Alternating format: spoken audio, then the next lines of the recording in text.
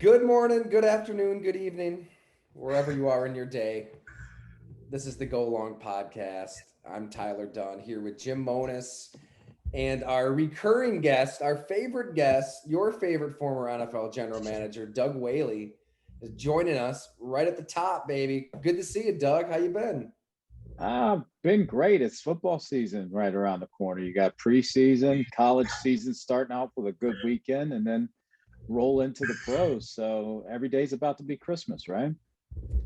That's right. I mean, we were kind of like bitching about preseason football in the last podcast. I'm glad that Nick Underhill kind of put us in our spot, Jim. Like after like COVID and sports getting shut down and everybody's just trying to find something to scratch that itch. I kind of find myself like liking preseason football, and I'm watching that top 100 on NFL Network, which is always pretty ridiculous, but it's highlights of the guys, so it's good to Mhm. watch. I don't know. I think it's good to appreciate this stuff. And as Doug said, it's not going to end now till mid-February. For me, the preseason, like we always talk about, if people could just calm down, that's where I draw the line. Doug, last week we were saying Zach Wilson. If you just read, Zach Wilson was a bust. Yep. Trey Lance was MVP. Now, after week 2, I read where Mahomes doesn't look the same. Now Trey Lance, he's still possibly MVP, even though he doesn't complete anything or throw accurately, because I did watch that game. Hey, Justin Fields, he's got some things he needs to clean up as well. Oh yeah. These guys, you certainly see ability, but in the preseason, it goes from everybody wants to rush to the Hall of Fame talk and the franchise, and that's where I can't take the preseason. And being now that I've got to be in the media, it's just those superlatives are thrown out really quickly. Great, future, all-star, Hall of Famer. It's like, wait a minute. Justin Fields got his head taken off because he couldn't see the overload and the blitz. That's an easy read. It's simple. Yeah. That's the type of stuff that you just can't rush. And it's nothing that can be, very few can just step in off the college game and be able to decipher the different defenses and everything that's going to be thrown at them. The other thing the preseason does is it might get Matt Nagy fired tomorrow, and they may try to steal Brian Dable because they just saw what a coach can do with a good quarterback. With Trubisky's not franchise like we know, but he's also he's good enough to start in this league. Well, and that's something that I know we talked about it last year. Brian Dable should be on the top of everybody's list as a coordinator. What he did with Josh Allen, and then what he's showing he can do with Trubisky and that offense, I don't see why he's not one of the top. Rarely do you see a team look that polished in the preseason like the Bills looked. Usually it's hard to watch, right, Doug? Right. It's penalties. Yes. It's Tyler, the offensive line play alone is usually terrible across the board. Yeah. That looked like they have played together, and they're not even Diggs isn't out there. They're not even using their receivers. Yep. But Ball makes everybody look better there, doesn't he? I mean, he makes Josh Allen look better, Sean McDermott look better. No question. The defense wasn't that great at times last year. The way they played offense, and that makes them look better. He's kind of that Midas touch, guy. Dable right now. Yeah. Dable can name his job. Whether it's next year, he can pick the team that has the quarterback or the ability to get the quarterback. Mm-hmm. He can probably get total control of the roster. He can name. So and guess what? If they don't want to give it to him, he's got a great situation in Buffalo. So he is fine. Just like Bieniemy. Bieniemy's the same way. He can be very choosy and put himself in a position. Hopefully. Yeah, hopefully. I know. You would think, but for some reason. Yeah, he may have to. That's true. He may have to take what he's given to him instead of what he's earned. As we know how the hiring process go. Absolutely. And as if you didn't hear me, what is given to him, what he has not earned, is what he's probably going to have to take. Right. It's remarkable. I mean, it is really crazy to see some of the guys that become head coaches, and this is the most prolific offense of the last 3 years. Now, if we're going to switch it and talk about, look at the Eagles. what's happened? Look at that. That they couldn't hire Bieniemy. Right. Now, once That's- again, can't rush to judgment because Preseason. preseason. But Preseason. boy, it's a concern in the preseason when you don't look at least competitive. Mhm. You know who was hyped about the preseason back in your day? I was there in Cleveland. EJ Manuel pulling out that win at the end. I don't know if he was looking up at us in the press box when he was going, shh. You know, Oh yeah. Mhm. That he was He famous. wasn't That was I kind of loved the energy. That was fun. EJ always had good energy. Yeah. EJ. I mean, I'll tell you this much. Tough situation. Tough situation, and if he would have been a third rounder, he'd probably still be in the league right now. Yeah. That's so all I true. say. We've talked It about him is a lot. so That's a true. great point.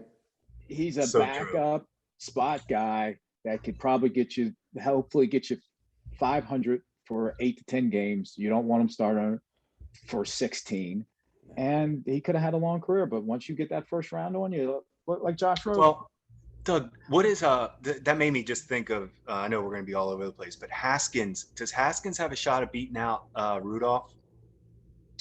Not Or this do year. they not this year? Okay, because he knows that. Okay, yeah. Trust. You Yep. know as well as that. Oh yeah. The starting quarterback trusts him. The coaching staffs trust him, and he's Yeah. proven he's 5-2 as a starter. No, he's I mean, not a bad. I agree. I don't think he's a bad backup at all. Now, is this ceiling as high as Haskins? No way. But Yeah, I told you last They- year. Haskins didn't. I never saw anything with Haskins. I haven't seen it. he's shown some pretty good stuff in the preseason. Yeah, I know. Nah. So Now it's tempered. He hasn't pushed it down the field or anything, but he's shown enough that he should get a legitimate shot for a QB battle next year if Ben moves on. that's good. Really? You think Yeah. he deserves that opportunity? Right now, let's see. The biggest thing about him is let's see how he's going to react being number 3 all year. Is he going to revert back to the Haskins of Washington football team where he's going out and going to strip clubs and everything because he's comfortable, or is he going to dedicate himself to his craft and keep trying to get better? We shall see. It is up to him. I just think of George Costanza, right? Was that wrong? Was that where he just Was that- having sex with the coworker? Like, Was that not Nothing. considered? Is that- Oh, is that Tyler, what Tyler, we're down you- with you Dwayne go with Haskins your and Ron Seinfeld. Rivera? Was that wrong to go to the strip club, during a pandemic? Was I not supposed to do that? Or Dave Chappelle when he was talking about he was in a car with his white buddy and the police pulled him over and he goes, "Officer, I didn't know I couldn't do that. I didn't know I couldn't do that." Oh my God. Not to get sidetracked, but like I just was We're going off binging the the rails, aren't we? Chappelle show. I mean, it's like it It's- just ages so well. I mean, it's the kind of stuff you could never do today because everybody's offended by everything. There's yeah. nothing that comes close to that kind of humor. Nothing. Oh my God. No. All right. Well, just to kind of reset here, we are brought to you by Hamburg Brewing, right, Jim? So A little bit lager now. drinking a little bit lager now. Oh, I had mine with my On the lunch shelf. today. Went down easy. It's that time of year. You got to drink a little bit lager now. It's football season. I got one working right now. I think it's okay. 116 on a Monday, right? That's fair game. So Oh, day drinking is always Yeah. okay. but we're gonna get into definitely want to talk about the 2017 draft. Obviously, we've allotted quite a bit of time dissecting the Patrick Mahomes aspect of all of that, but we haven't really talked a ton about the players that you guys did take. And I don't think a lot of Western New Yorkers really realize, and even beyond Buffalo, realize like the imprint that you guys had on those draft picks. And a lot of those guys are getting to that second contract. So we'll hit on that. I definitely want to talk about what it's like this time of year in your shoes, like to have to cut a player. Like, man, I can't imagine what cut down day is like and how difficult it is to get from 90 to 53. So we'll get on that, and definitely we'll talk some Bills, talk some Steelers, and for anybody out there in Pittsburgh, or they can listen online as well. Doug is on every Wednesday morning, 93.7 The Fan. Got to be nice to join the dark side even more, Doug. I'm glad we're kind of pulling you in Come with us, Yeah. Dougie. a little bit by a little bit. A team should hire both of you, but hey, enjoy being. As Jack Black said, those who can do teach, those who can't teach Jim. That's kind of how the media. Those who Yeah. can't do are in the media.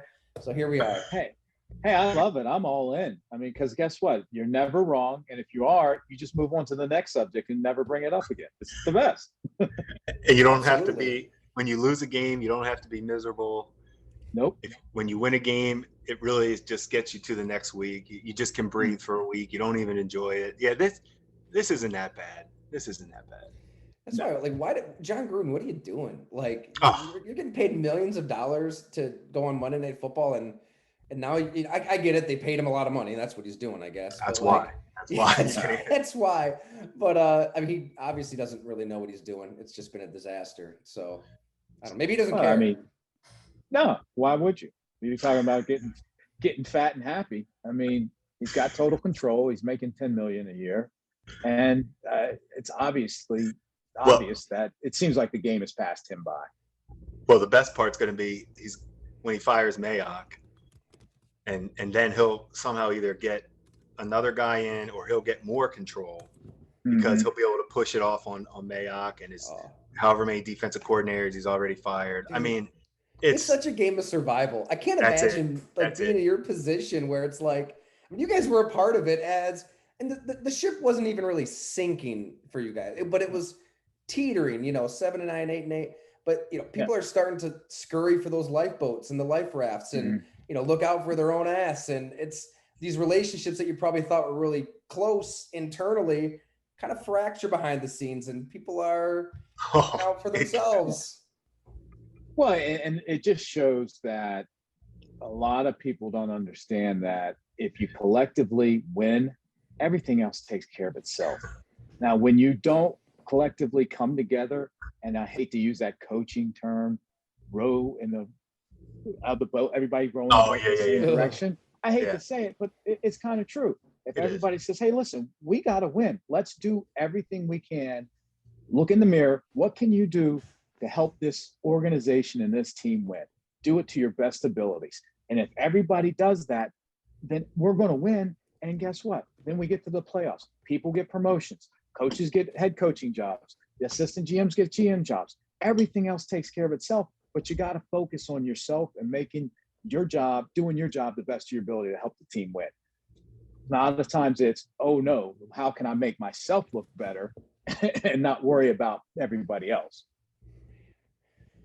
It's really wild. Well, that makes me think, Doug, I always think about the Greg Roman stuff that went down with us. That, when it got a little, when Rex was kind of hitting his limit with Greg Roman, and that's always that, when the head coach is starting to lose, that's always a good way for the head coach to say, hey, I need to do, that's a way for them usually to get another year. And we kind of saw that happen with Greg Roman. And not that we weren't agreeing with Rex or disagreeing with Rex. That was Rex's call. But you think about it, Anthony Lynn did a hell of a job. Yes. When he took over, we looked better.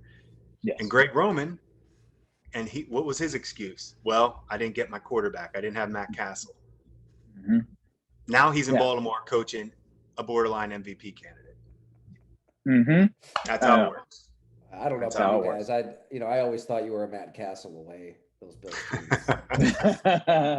We don't have good luck with Matt because we have the Matt Sims preseason. Tyler put it on Twitter. The Matt Sims when he threw it behind. He got turned around and threw it behind.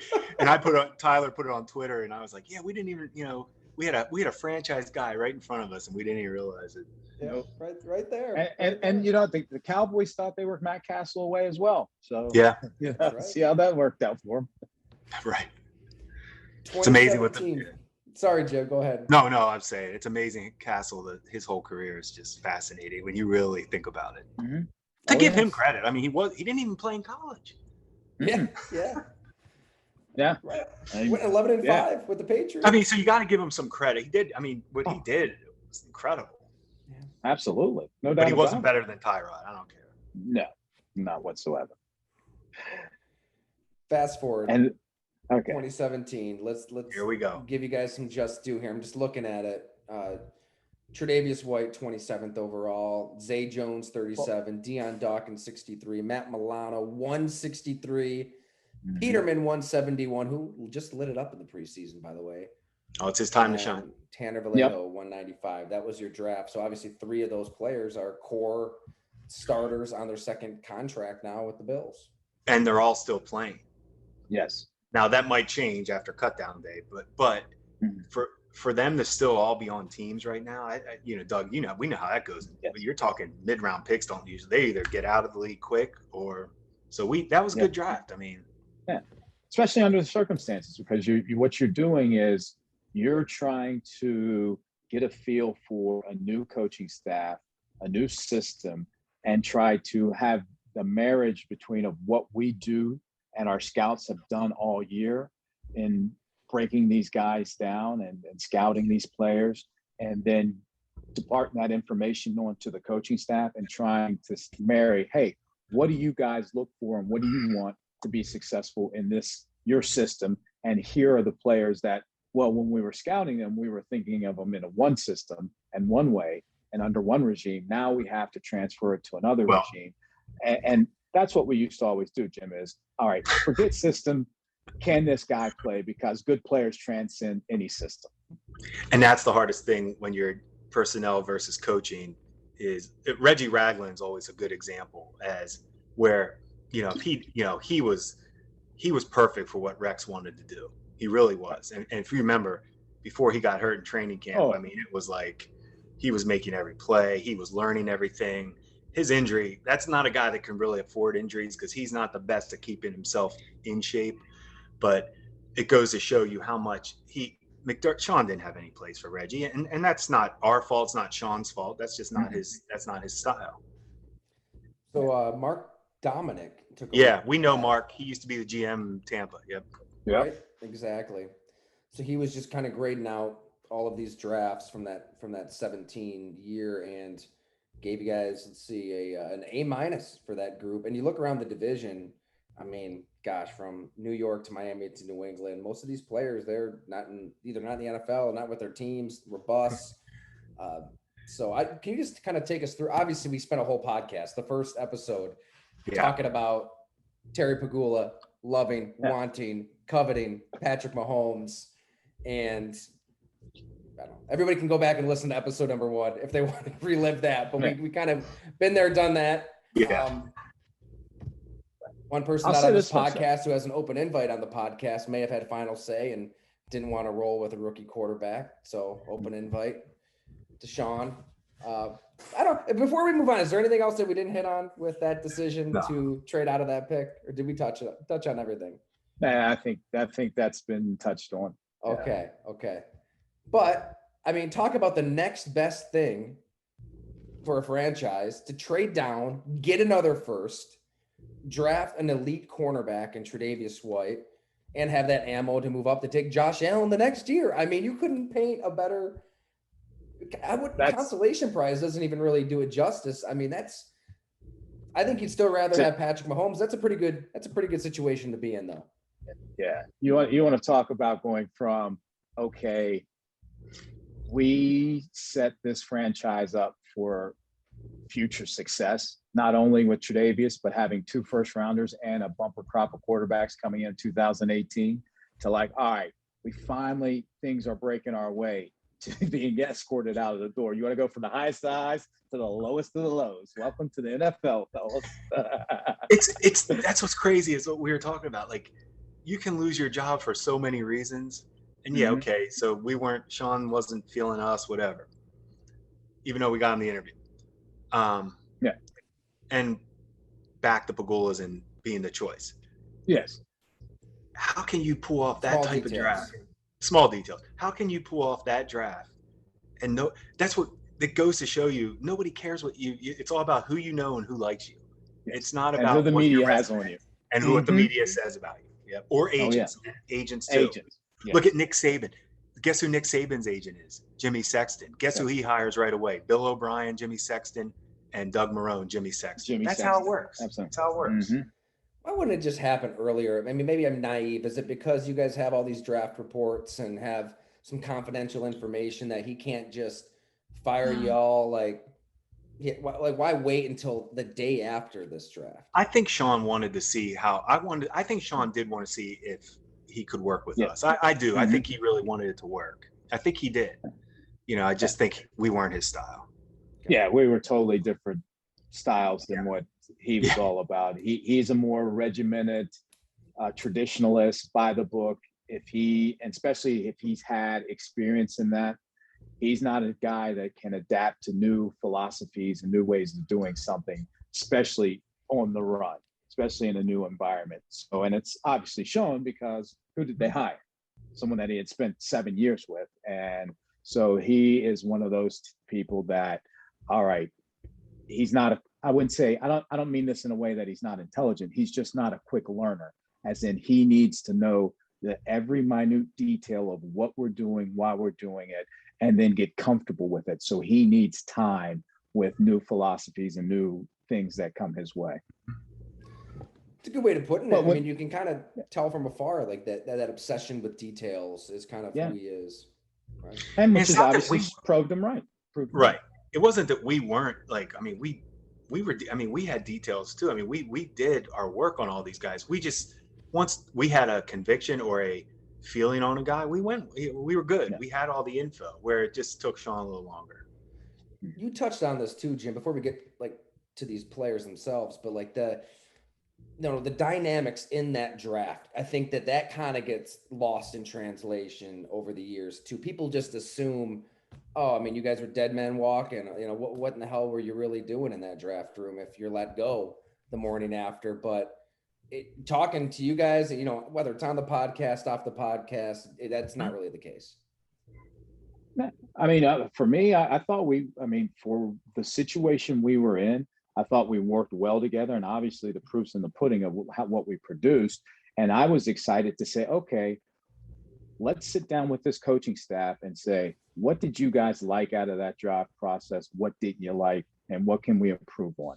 And we were going to say, okay, from our standpoint, with the coaches, we're going to sit with the scouting staff and say, hey, this is the stuff these guys are going to like and what they want us to focus on when we go out next year looking at college guys or in free agency. So it was that learning process and getting to know each other and building that cohesiveness to move forward, so where we can anticipate what the coaches were going to ask when talking about character or background information. We know, okay, these are the important parts that are high on their list. Let's get that. So we were going to refine it. And again, we thought we had a really good draft, really productive, and it's been proven. And we were ready to build on that. So we're like, oh, if we did this, especially with 2 first-rounders next year, we're going to really knock it out of the park. It's funny too. And at some point, Sean definitely had, whoever he talks to and who his circle of trust is, it wasn't just he blew up that whole building. The whole building, from his training staff, PR, business, boom. It's, to his credit, it wasn't working.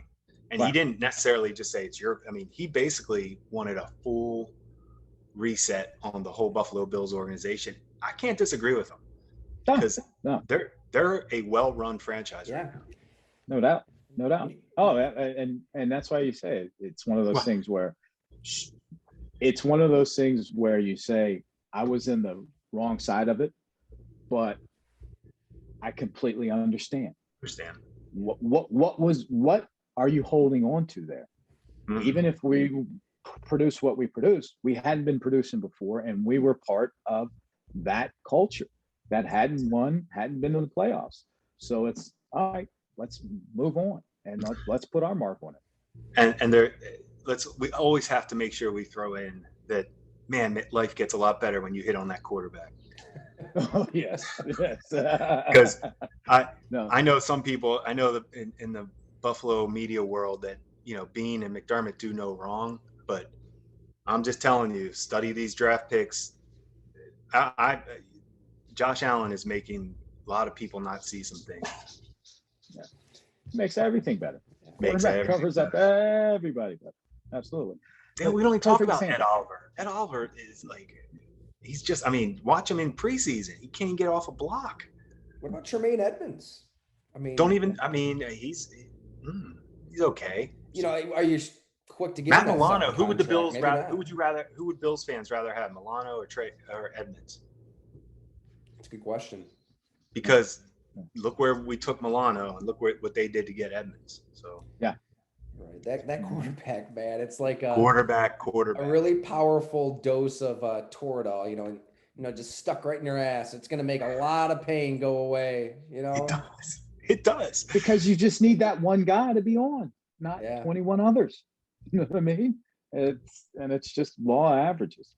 So You're right, though. There were probably, I mean, you guys probably saw issues in the building, not even in the football operations of things, but there was probably just all kinds of stuff that had to get just fumigated. It's just crazy to me when, like you noted, you guys get this person the interview, vouch for him, bang the table for him, and then over those 3-4 months, he obviously ingratiates himself to the owners, gets that power, and you said, as you put, boom, everybody's gone.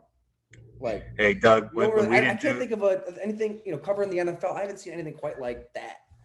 It happens. I mean, when Terry didn't want to do dinner with us at all before the draft, that's when I was like, oh man, I wonder if everything's all right. No dinner. No dinner. I can tell you one thing, that was very rare. We had a lot of dinners with Terry. Did you guys go to Rick's? I mean, my wife is a waitress at Rick's on Main and East Aurora. I remember she was there for one of your draft meetings. Maybe it was later. I don't know. Yeah, I wasn't. No, we never went there with Terry. Yeah, okay. Not with Terry. It was usually Tempo. Tempo, which or Giancarlo's, right? Tempo's been shut down the last 2 years now. Yeah. Wow, I didn't know that. Hutchins is still running, but okay. All right.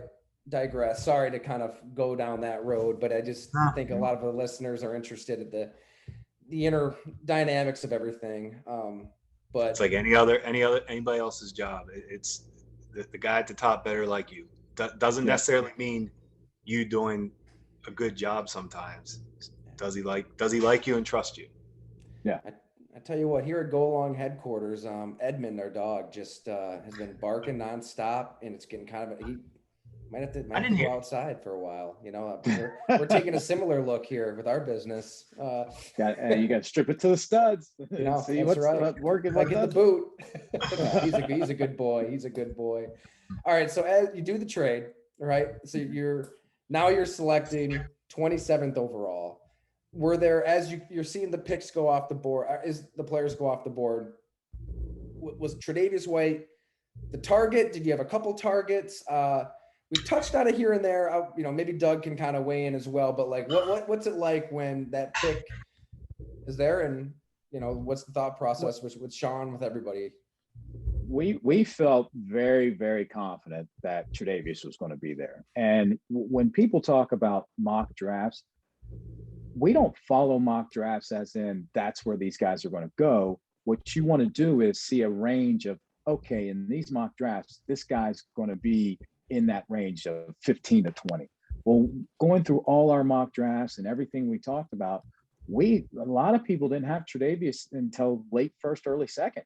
So we felt very, very good that we would get it, especially because that draft, it was deep in corners as well. Adoree Jackson, Marlon Humphrey. So there was a couple of corners that we thought, and we felt very confident they would go before Tre'Davious. So we knew if Mahomes didn't drop to 27, we knew Tre'Davious would be there. Doug, correct me if I'm wrong. I feel like if we didn't trade, Tre'Davious was in the mix for us. Oh, yes. Yes. We had him graded. I'm pretty sure I know we had him graded above Adoree and Humphrey. Yes. I'm trying to remember. I'd have to look at we had him over Humphrey because of Sean wasn't feeling. Sean didn't feel Humphrey. Yes, he didn't feel it because he was a businessman. He didn't hang out with players at Alabama. He was more professional already at Alabama, not going to parties with players. I remember thinking, man, if you don't like Humphrey, this is going to be tricky because this is hard to find out. Humphrey was nasty, ball skills, tough, length. And an NFL professional player at Alabama. Not all of them are, but I mean off the field. He carried himself as a pro. He was there for a reason. Adoree Jackson, the size was a little concerning there. Yep. Yeah, and a little tightness. but Yep. he did bring that return skills. So Yeah, we like him. Yeah, we liked him. And then I'm trying to think, but those were I'm looking too. Conley out of Ohio State, Garen Conley. No. Yeah. We We like didn't Trey like- yeah, way we- better. No, we like Yeah. Trey better than him. Yep. So Trey was probably our first I'm corner there. yeah, Yeah. we had him. I'm trying to pull it up quick too. But so we like I said, we felt very comfortable moving down, and that's how we set up our board. So when we had that idea that we may be dropping to 27, we stacked our board saying, okay, if we move to 27, would we be happy with the 27th stacked player on this board? And we were like, absolutely, let's do it. Especially when you add onto the fact that you're getting another first rounder in the next year. So you add that into the equation when you're looking at that player, because everybody says, I like a player. Well, how much do you like a player? Well, I like this player at 27 plus a first rounder. And we like Tre'Davious at 10. So we were overjoyed at 27 plus a first rounder. And it's a good thing you guys didn't take Zay Jones with that first. Well, I told that story, Doug, that remember Zay was Oh yeah. because of Yep. the coach, because we had his Coach. coach from East Carolina, and I mean And he we was were all productive. and we all liked Yeah. Zay. We did. We all liked Zay. Not first round.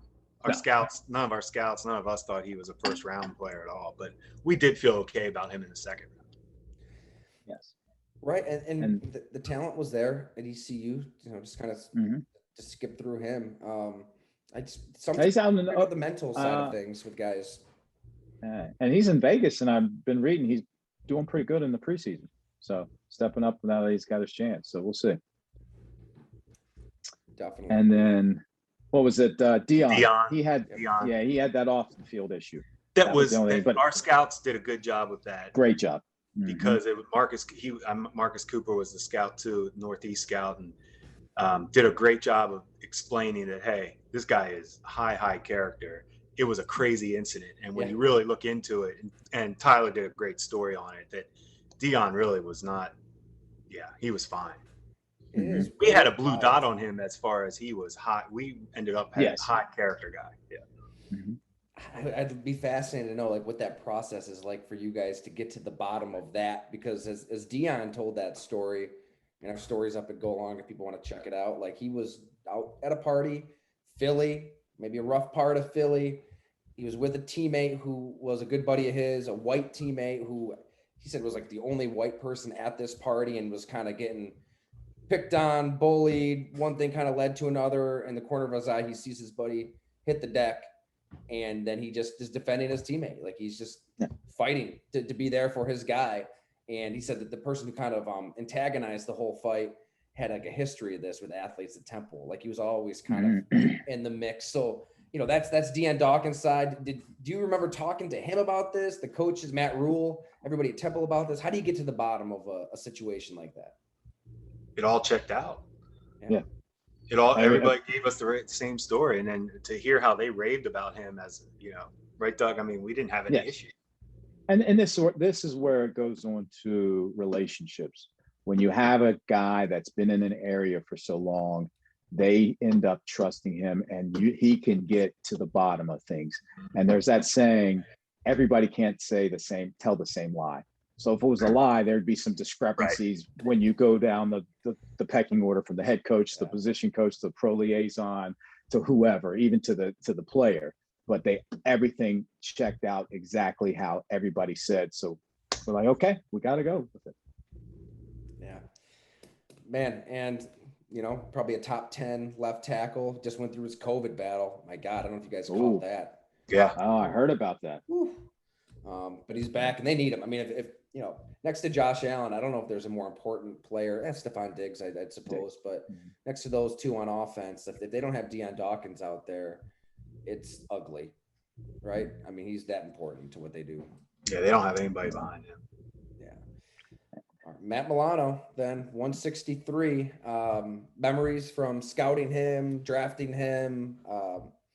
Here's somebody that you had a vision for that maybe that's not what he necessarily played at Boston College. Yeah, I will say this, because when our scouts, and this goes back to when our scouts first went out looking at him, they graded him for a Rex Ryan defense, which a guy like this really does not fit. Now, when you come in and you have a Sean McDermott defense, this guy's a lot more valuable. So I will give it to the coaching staff to say, hey, let's move this guy up because we have a vision for him. And that's where the more we started preparing for drafts for so many different systems, I finally got to the point where, Jim, I said, let's just ask the coaches. We don't care about you. Didn't say don't care about. Write your report. That's great. But what we need to hear is, what is your vision for this player? How are you going to use them? Once you tell us the vision, trust us to put the value on him, because we've seen this whole board, especially a linebacker coach. He's just looking at linebackers. He hasn't seen what we say across the board. He's just seen that vertical stack. You got to look at the horizontal stack. So we can put the value because we've seen this linebacker, but compared to that receiver, that defensive tackle, you may think historically, oh, he's a third or fourth round pick. But this year it's stacked in receivers or DBs. So he's going to be a fourth or fifth round pick. So that's where we got to. Give us the vision. We'll put the value on. And I believe, and it's proof in the pudding, that was one of the things why we were so successful in the 2017 draft, because the coaches did a great job of explaining their vision for these players. Sean did a really good job of really stressing to the coaches. I mean, he really challenged the coaches to be very thorough, watch a lot of guys. I just remember how he set up their days. Like, hey, we're going to do a lot of coaching stuff, whether it was in the morning or in the evening. Like, he had it by hour. Like, I want you guys doing your college draft stuff from 10 to 12. Take a lunch break. From 1 to 3, we got to do install. From 3 to 6 p.m., I want you guys back on the draft stuff. So, I mean, he had like I don't know if that was the exact hours, but I just remember those guys, they were getting after it hard. And we appreciated that. It helped. Yeah. Because a lot of times we've been in draft meetings with coaches that don't do the work, and they just call their buddies and say, hey, what do you think of this guy? Or read, and they haven't watched any film. And then our reputation and our job's on the line for a guy that didn't do the work. And if they don't get their guy, then we're the bad guys. So it was refreshing that these guys put in the work, because as scouting goes, it's a subjective business. If you haven't missed, you haven't scouted. So that's fine. You're going to miss. But as long as you do the work, I got respect for you. Do the work and have an opinion. Don't play the fence. So I really respected how those guys, like Jim said, attacked that off season and that draft prep.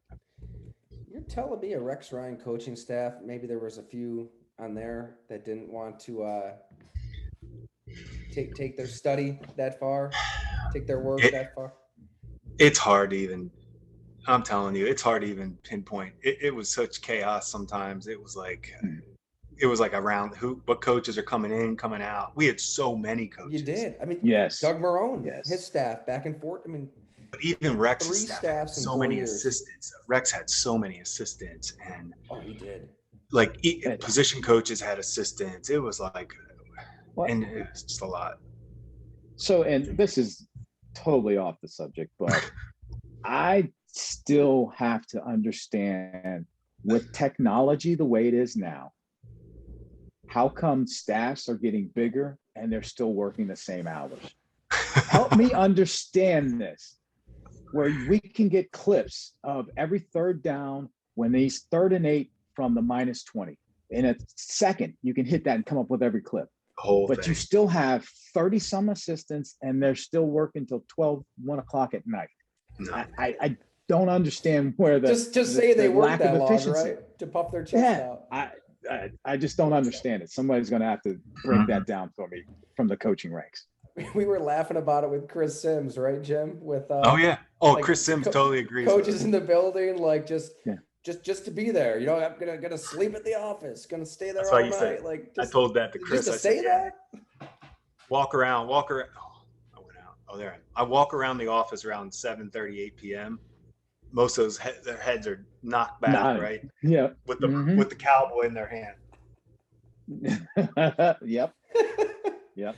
To the other extreme, I think I've seen Rex truck maybe leave the facility a little early in the afternoon as a member of the media. So Rex loved the draft though. He did love it. Did he really? Yeah. He's into it. He's into that. Man. Hey, just I'm looking at those drafts. Just speaking of like researching guys, checking things. I always want to ask you, Jim. I totally forgot about this player, but in 2016, Adolphus Washington, didn't he like solicit a prostitute? Yeah. Like, how do you get to the bottom of that? Well, Do you seek out, or no, it was like undercover cop Undercover pretending to be a cop, yes. prostitute. That's what Yes. it was. we had to go through that one pretty hard especially with Kim. Oh yeah, I Yeah. imagine. Yeah. But we had all Yeah. the info we need. Yeah. And it was, I mean, the thing that really, for me, swayed it, and it's like, okay, guy did not hide or anything. He's like, yeah, I Right. messed up, man. He's like, hey, and he's like, and basically he's like, it's undefeated. What do you expect from me? Sorry, I won't do it again. But he had a fiance, and he was the guy that was like, all right, I'm hoping to get over this, but he did not back down from his responsibility in that situation and what he did wrong. So that to me is a guy, instead of saying, well, this, or blaming somebody, or, well, what happened was, no, it's like, man, yeah. It's he goes, because he was more embarrassed for that to go out and having to talk to his mom than anything else. So it's like, Right. yeah, if mama's coming after you and you don't have to worry about us. So I remember with us, like on the conference call, he was so honest. Like immediately after being drafted, he's getting peppered, rightfully so, all about this. And it was just, he didn't deny anything, and he talked about it. Like it's not like he said next question. He was pretty open. It was kind of refreshing. Because I mean, it's now, this is obviously something, a rabbit hole. Everybody wants to cancel everybody now after one mistake. I mean, I don't know what your beliefs are, but there's only been one person that's said to have been perfect in this world. So I mean, let's give a little something. People make mistakes. Totally. Now, is it habitual, and did they learn from it, or do they now know the triggers that led them to making that mistakes? Those were the things I used to always look at, and that's one of the things when we signed Richie Incognito. Richie said, I know if I see these triggers in my life, I need to go get help. But these are the things that are going to lead me to a path where I can't come back from, and I'll be a detriment to myself and to others. That to me lets me know he did work. He's not brushing it over like, oh yeah, I talked to somebody and I'm better now. No, he had a plan in place. And I always say, if you have an ask, you got to have a plan. And he had a plan. He asked to be signed, but he had a plan to make sure. And he, to his credit, you haven't heard one thing about him since then. And before, you never heard anything except that those two players. Everybody else that's ever played with him loves the guy. Black and white, every background. Everybody. Right. Everybody. Completely. And it is funny, like Robert Kraft. I don't really remember him getting canceled for his rub and tug or whatever the heck happened. Right? he had something similar, maybe worse than Adolphus Washington. Went through it, and it's like everybody kind of forgot about it, right? Because he's powerful and he has a lot of money, I guess. Yeah, because he's sending a plane to Haiti, That's why. That's right. He does a lot of good. He does a lot of good. A lot of good. Absolutely. Yeah, he does. Absolutely. I think the kind of maybe the lesson to take away is like human beings are multi-dimensional, and it's a lot going on, and like everybody, maybe not to that extreme. We've all done things that maybe we regret, and these guys, their worst moments there's a magnifying glass over it if you're a draft prospect. Well, Jim, we've talked about this too, especially in this sport. Players have to be excellent at compartmentalizing, because think about it. When you go on that field, you have to flip a switch where you can't do what you do in normal society. Yeah. You're allowed to purposely, willingly try to inflict pain on someone. And the best speech I will never forget, one, because he's a pit man, but Russ Grimm, he says, there's no better feeling than to move a man from point A to point B against his will. And that is a different thought process that you cannot have in the normal world. So athletes can compartmentalize better. And they need to, they have to, or they're going to be ended up in jail, which a lot of them have. But anyway, that's why guys can be one way and then, all right, switch it. I'm going to go to a charity event, and then next thing I'm going to be in the club and with two strippers, and then I'm going to wake up and go to practice. It's just normal life because they compartmentalize. Man, you're so in like every off season. You know, it wasn't even this way maybe in the 90s, but like I feel like the modern day NFL player, they're turning their bodies into well-oiled machines. Like it is Mhm. Oh yeah. every day of every week of every month. I mean, you've got trainers and coaches for like head to toe every different aspect of your mind, your body, your soul, and it's like you're transforming yourself into this person, as you said, that's going to move somebody else against their will.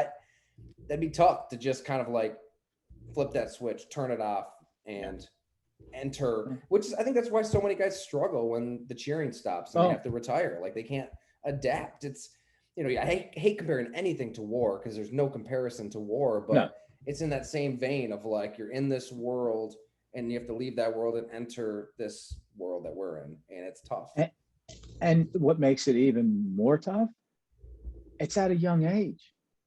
So most guys are going to be retired anywhere from 25 to 35. That's when most people are hitting their stride in life and like, oh, I got this finally figured out, starting to make a little money. I got maybe a family going on. These guys are like, okay, what do I do now? Everything I've poured my heart and soul into is now over with. So that's another thing that you got to throw into when you're making that transition. And the NFL is doing a really good job of player engagement, of trying to get guys to start thinking about life after football before it's over. And I'll never forget Charlie Batch, backup for Ben Roethlisberger for years. He'd always be going to these Better Business Council meetings, doing a bunch of charity events, and always hobnobbing, or we used to call ring dusting, with the business community in Pittsburgh. And I'd be like, hey, man, why are you always doing this? He goes, because they answer the phone when it's Charlie Batch, the Pittsburgh Steeler quarterback, compared to, oh, Charlie Batch, the ex-retired Pittsburgh Steeler quarterback. I know they'll answer it now. And he's propelled that into an unbelievable business career after football. So those are the type of things that people should start accentuating and recognizing, because there's going to obviously be guys that fall to the wayside and don't make it, but there are some guys, but you got to have, again, a plan.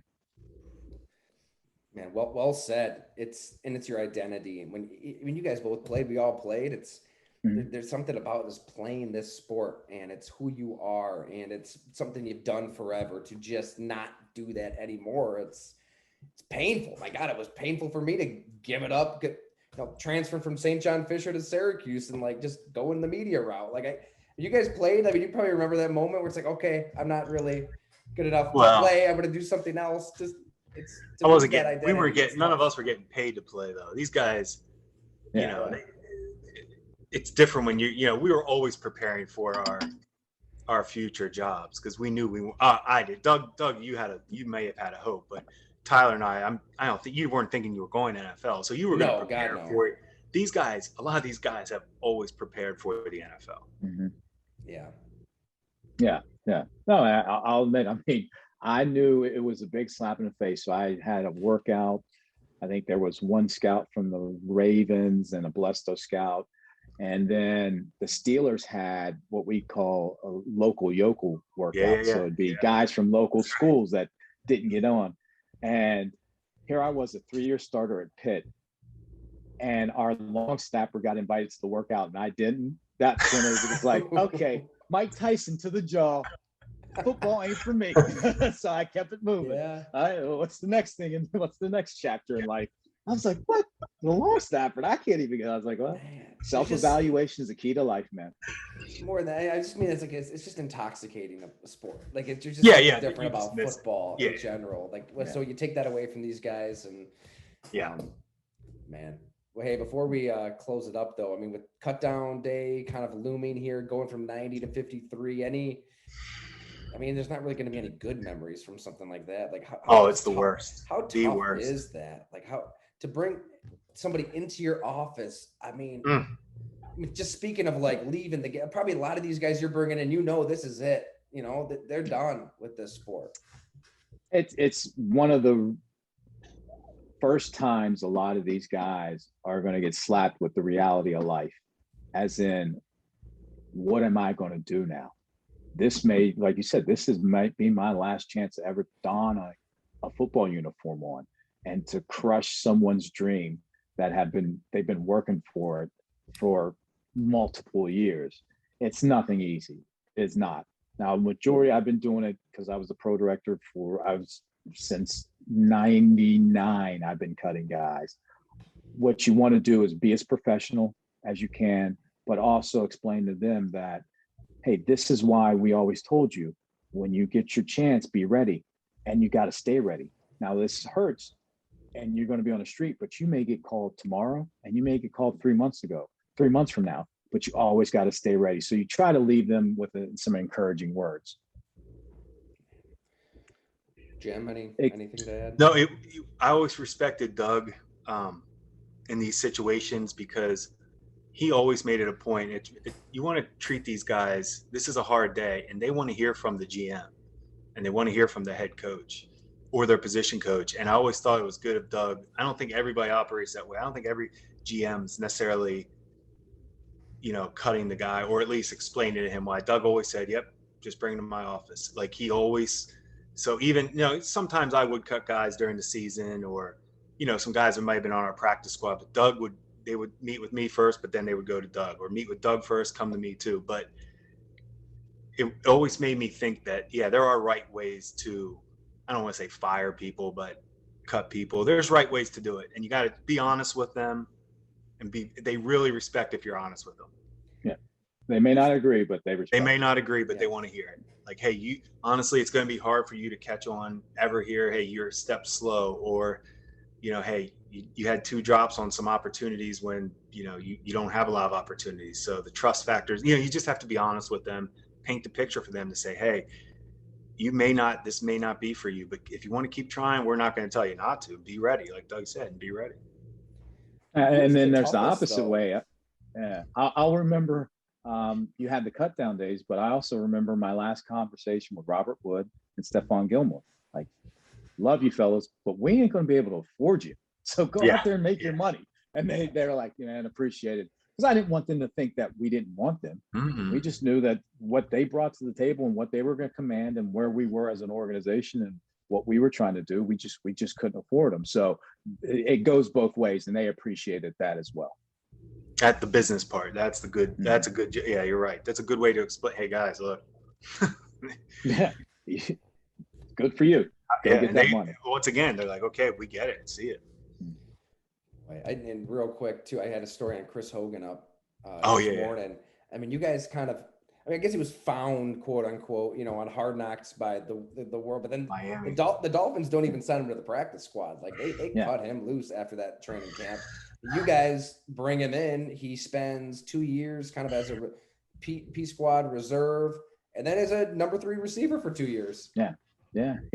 And a lot of it is what I say circumstances.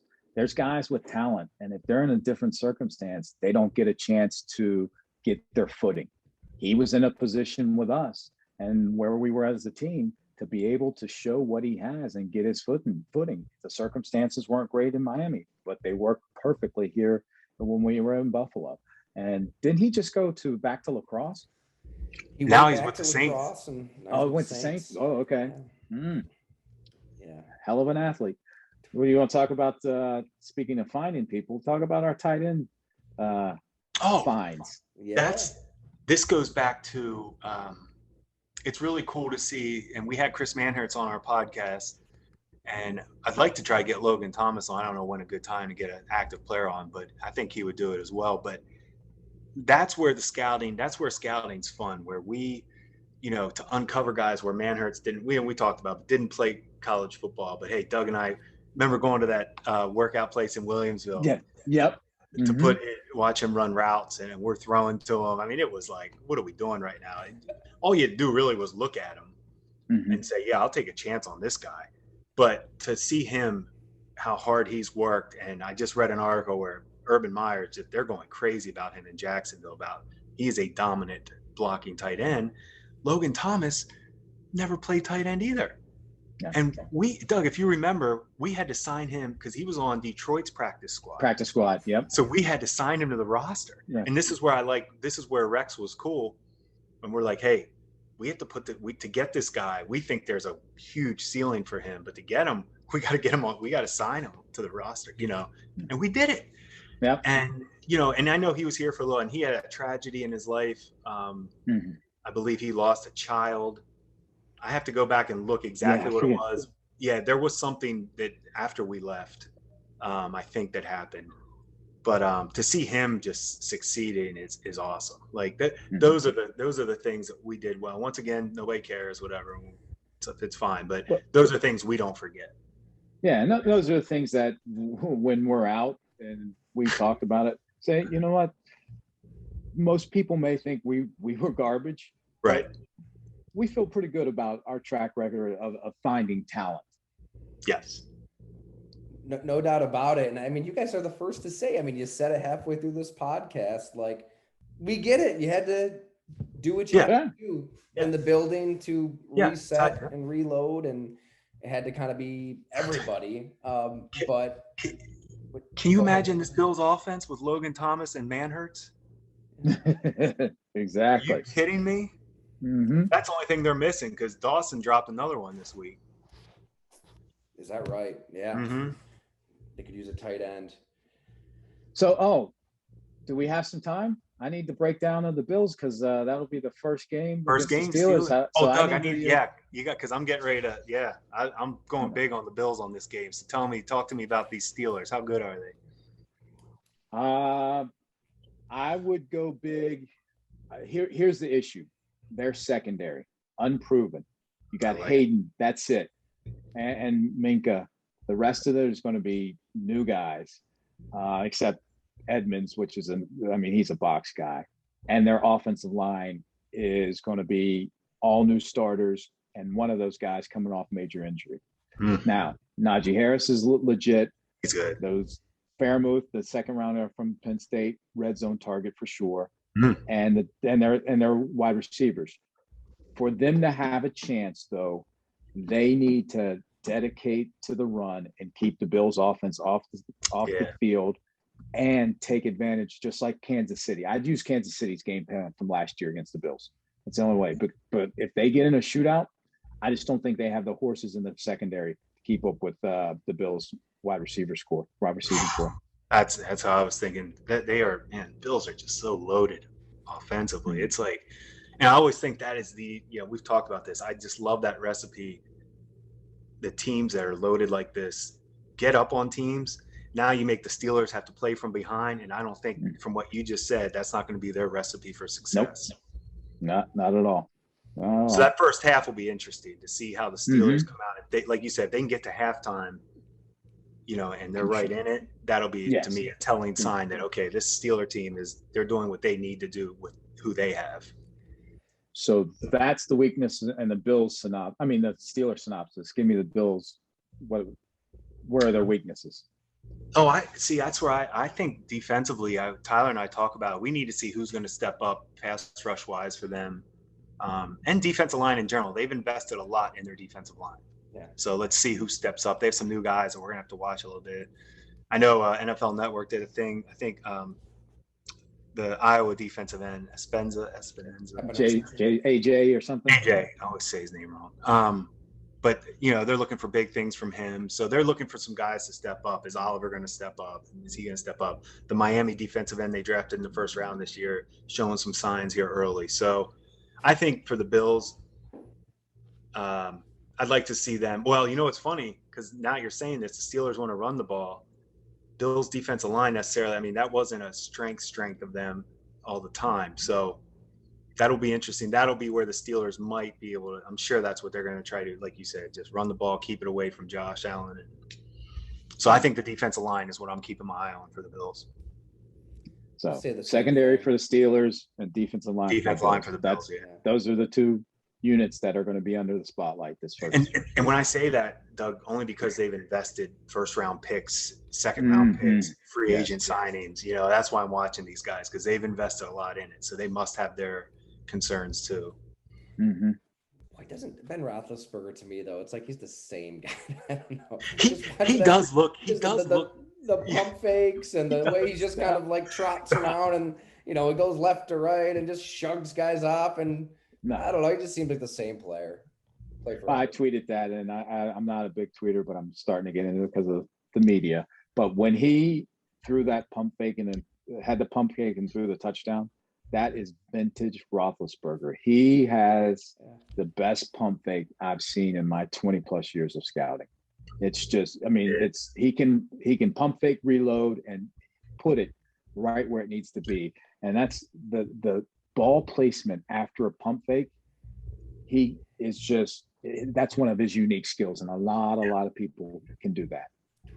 Because you got to know there's not a dude barreling, you know, from your blind side to take you out, to have the time to pump fake. Like, it takes an awareness.